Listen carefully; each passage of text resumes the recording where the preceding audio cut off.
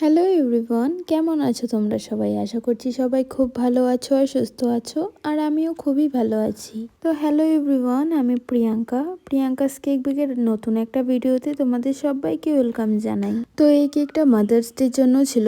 Actually এই সানডেতে নেপালিদের মধ্যে mother's day ছিল, যার জন্য আমার এই কেকটা বানানো। তো এটা ছিল একটা 2 পাউন্ডের কেক, আর ডিজাইনটা আমি আমার থেকেই করেছি, তেমন কোনো আমাকে ডিজাইন দেয়নি। শুধু নেপালি লেখা কিছু একটা লিখতে বলেছিল, সেটাই আমি লিখে দিয়েছিলাম। আমি হয়তো জানিও না এটা কি লিখেছি, তবে তেমন কিছু ডিজাইন করিনি, সিম্পলের মধ্যেই রেখেছিলাম। আর কাস্টমারেরও অনেকেই ভালো লেগেছে। কালার কম্বিনেশনটা পার্পেল আর হোয়াইটের মধ্যে ছিল, আর এখানে আমি 2টো বাটারফ্লাই অ্যাড করেছি। আর এই কেকটার ইনসাইড ফ্লেভার ছিল বাটারস্কচ। শুধু কাস্টমার আমাকে বলেছিল বাটারস্কচ ফ্লেভার দিতে আর ডিজাইন আমার মতো করতে, আর লেখাটা শুধু লিখে দিতে। তার জন্য আমি আমার মতো করেই করেছিলাম। তো এই হলো কেকটার ফাইনাল লুক। কেমন হয়েছে আমাকে কমেন্ট করে জানিও।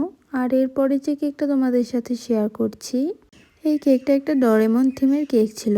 আর এখানে যতগুলো স্টিকার আমি ইউজ করলাম, এখানে সবগুলো প্রিন্ট আউট করে বের করেছিলাম।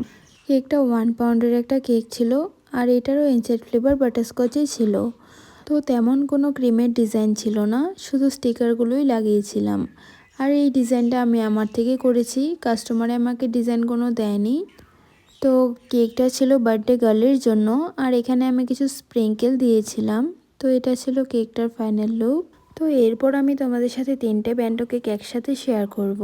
তো এখানে যতটুকু ক্রিমের ডিজাইন করার ছিল সেগুলো আমি করে নিয়েছিলাম, আর এখানে আমি স্প্রিঙ্কেল দিয়েছিলাম সবগুলোতেই। তো এরপর সবগুলোর ফাইনাল লুকগুলো শেয়ার করছি। এটা ছিল একটা ব্যান্ডো কেক, এটার ইনসাইড ফ্লেভার ছিল চকলেট।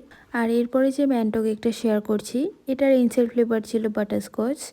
আর এরপরে যে ব্যান্ডো কেকটা শেয়ার করছি, এটার ইনসাইড ফ্লেভার ছিল স্ট্রবেরি।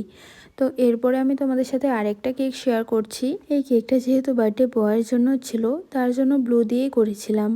আর যখন কাস্টমার বলে যে বার্থডে বয়ের জন্য হবে কেকটা, তখন ব্লু ছাড়া অন্য কোনো কালারের কথা আর মাথায়ই আসে না। তো আমার সবগুলো কেক কেমন হয়েছে অবশ্যই একটা কমেন্ট করে জানিও। দেখা হবে অন্য একটা ভিডিওতে।